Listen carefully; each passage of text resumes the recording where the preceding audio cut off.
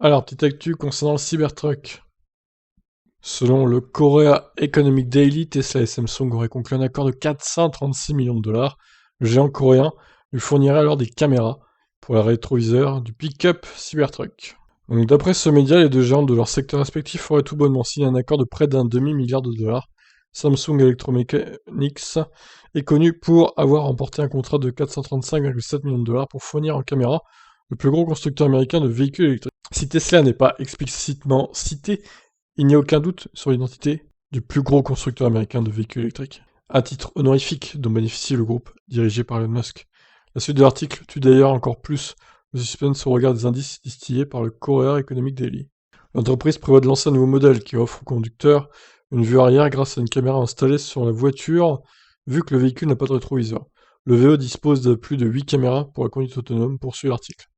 Soyons clairs, des véhicules électriques dotés de fonctionnalités autonomes et dépourvus du rétroviseur ne courent pas les rues.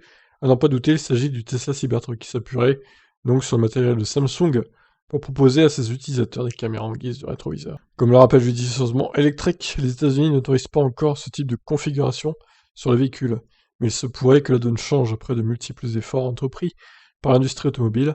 En tout cas, Tesla espère un revirement de situation avant les premières livraisons de son pick-up.